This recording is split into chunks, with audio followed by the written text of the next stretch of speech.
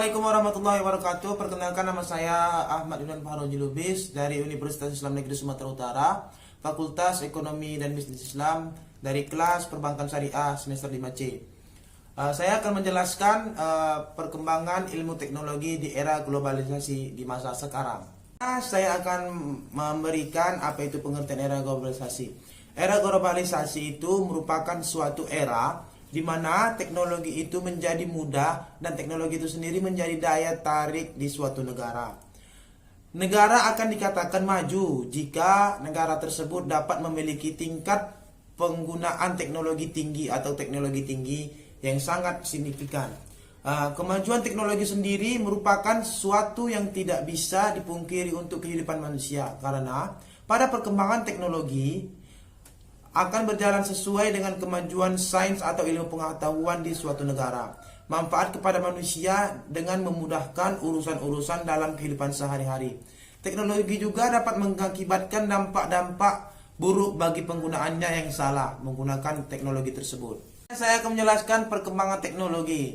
Perkembangan teknologi itu terjadi bila seseorang menggunakan alat dan akalnya untuk menyelesaikan setiap masalah yang dihadapinya. Sebagai contoh, dapat ditemukannya pendapat pakar teknologi dunia terhadap perkembangan teknologi. Teknologi yang nyata di era sekarang ini sangat banyak kita temukan. Teknologi yang sering kita gunakan itu seperti laptop, handphone, mesin-mesin, mobil motor, dan lainnya. Seiring perkembangan teknologi yang semakin maju, tentu akan semakin banyak teknologi yang muncul, seperti mobil terbang, autonomous, care, atau safe driving car, hingga alat teleportasi. Fungsi dan manfaat teknologi. Munculnya teknologi tentu memberikan banyak sekali manfaatnya kepada kita, yaitu keberlangsungan hidup salah satunya. Contoh teknologi yang benar-benar bermanfaat sampai sekarang yaitu teknologi dengan adanya Google. Ya, manfaat teknologi umum memang untuk memudahkan penggunanya dapat melakukan semua hal yang kita inginkan, yang lebih cepat ataupun secara singkat.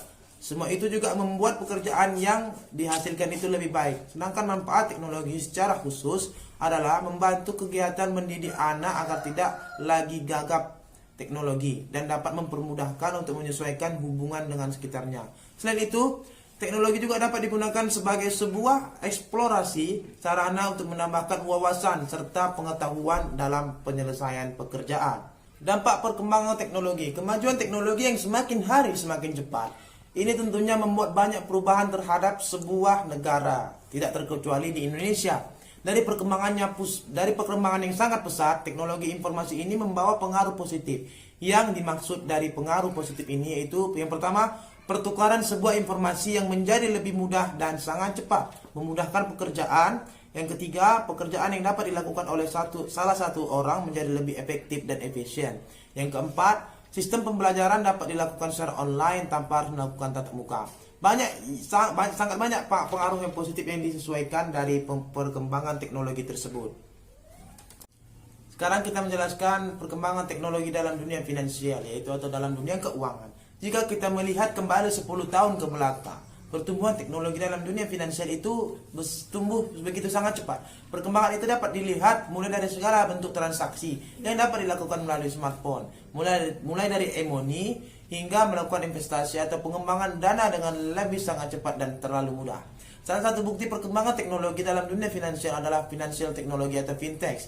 Berkat adanya sistem finansial dari fintech, penyaji memberikan banyak manfaat seperti kemudahan layanan finansial, yang salah satunya sekarang membantu mempermudahkan UKM, yang membantu unbankable get modal usaha, dan tentunya instruksi keuangan.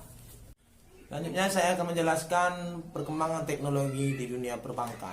Semakin majunya teknologi dunia transaksi perbankan, mulai menggunakan teknologi berbasis komputer untuk mempermudah transaksi dengan nasabah.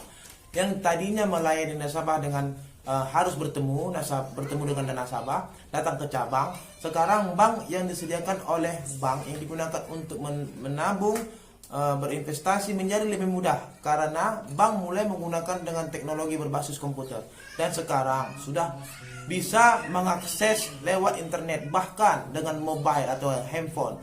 Dengan SMS sudah banyak diterapkan di bank. Dalam dunia perbankan teknologi informasi membuat para perusahaan mengubah strategi bisnis dengan menempatkan teknologi itu sebagai unsur utama dalam proses investasi. Selanjutnya investasi produk dan jasa seperti contohnya ini adanya transaksi berupa transfer uang via mobile maupun via teller. Yang kedua, adanya ATM atau auto teller machine, pengambilan uang secara cash secara 24 jam dalam satu hari. Dengan adanya jaringan komputer, hubungan atau antara komunikasi kita dengan klien jadi lebih hemat, efisien dan cepat. Contohnya email dan handphone yang sering kita gunakan dalam berbisnis.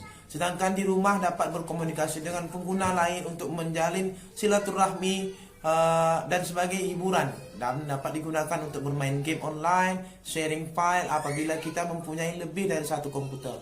Kita bisa terhubung dengan internet melalui satu jaringan, contohnya seperti di warnet atau rumah yang memiliki banyak kamar dan terdapat setiap komputer di dalamnya. Di dunia perbankan, perkembangan teknologi informasi membuat para perusahaan mengubah strategi bisnisnya dengan menempatkan teknologi sebagai unsur utama dalam proses inovasi. Produk dan jasa seperti halnya pelayanan electronic transaction atau e-banking melalui ATM, phone banking, dan internet banking. Misalnya merupakan bentuk baru di pelayanan bank yang mengubah pelayanan transaksi tersebut yang dulunya secara manual menjadi pelayanan transaksi yang berdasarkan teknologi. Hanya ini yang dapat saya sampaikan, lebih kurang saya mohon maaf. Saya ucapkan terima kasih kepada dosen pengampu saya, yaitu Bapak Guntur Saputra, Eskom, Mkom, yang telah membimbing kami dalam prosesnya suksesnya video ini. Sekali lagi saya ucapkan terima kasih. Wabillahi taufiq wal hidayah. Assalamualaikum warahmatullahi wabarakatuh.